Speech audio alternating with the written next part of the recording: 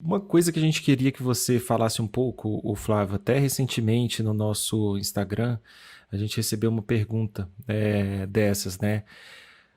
Como a área de Data Science está crescendo e está se especializando, a gente vê hoje diversos cargos e funções diferentes, né? E você já passou pelo cargo aí de engenheiro de dados, né?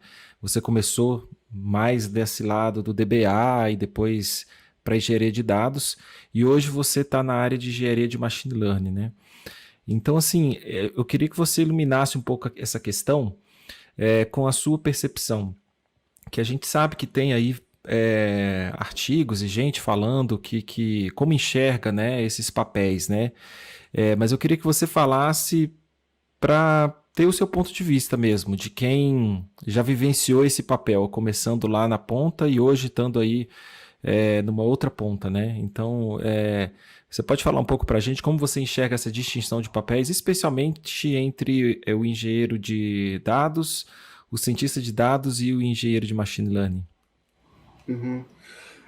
A forma que eu vejo esses três papéis assim hoje, o engenheiro de dados eu vejo como uma pessoa que vai fazer toda essa parte de integração entre sistemas e plataformas e trazer esse dado, digamos assim, dentro de casa de uma forma estruturada, barra semi-estruturada também, né? Então, que vai modelar ali, seja um data warehouse, seja um data lake, né? E aí, obviamente, utilizando alguns conceitos de engenharia de software, né? Então, como controle de versão, toda essa parte de, sei lá, encapsulamento de código, fazer modularização de código, por aí vai, né?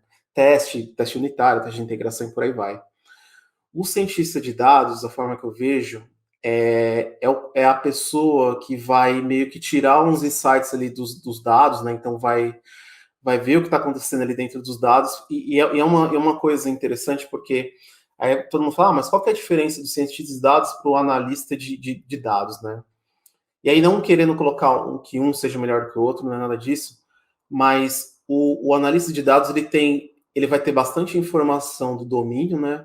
Da mesma forma que o cientista de dados vai ter, mas ele vai ser um cara muito mais que vai entender o business e vai ver como aqueles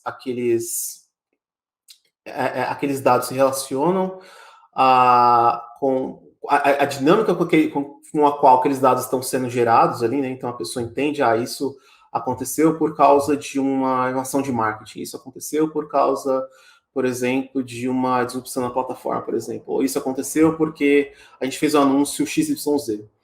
E o cientista de dados vai ser a pessoa que vai estender um pouco mais essa análise, talvez não tanto a conhecimento de domínio, mas vai utilizar um arsenal um pouco mais sofisticado para resolver alguns tipos de problemas mais específicos. Então, por exemplo, resolver um churn. Então, o cientista de dados, por exemplo, vai ser uma pessoa que vai ter ali naquele cinto de utilidades dela vai saber fazer uma modelagem, por exemplo, de análise de sobrevivência. Porque análise de sobrevivência você vai ter ali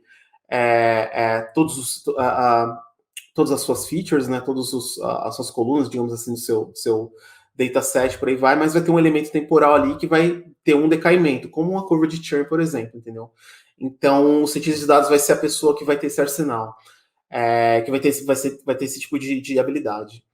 E um engenheiro de machine learning, ele estende esse trabalho do cientista de dados em termos assim, vai ter um conhecimento geral de como que funcionam esses algoritmos e em relação à implementação em si, vai colocar isso dentro de uma tintura de engenharia de software, não tão bom quanto, por exemplo, um engenheiro de software propriamente dito, mas vai usar as mesmas práticas e princípios, e vai colocar isso tudo dentro de uma esteira de integração contínua e entrega contínua, por exemplo. De uma forma na qual, se aquele código precisar ser alterado, se aquele treinamento precisar ser alterado, a mudança vai ser mínima e o tempo de manutenção desse código vai ser pequeno. E, obviamente, com mais elementos ali de monitoramento e de acompanhamento de se aquele software está funcionando ou não. Tá? Então, essa forma na qual eu vejo esses três papéis. Cara, muito bom. Você até incluiu aí o analista de dados, foi bom. Eu não queria complexificar muito, mas você conseguiu inserir aí e fazer a distinção dele com cientista de dados de maneira excelente. Acho que ficou bem claro. Muito massa.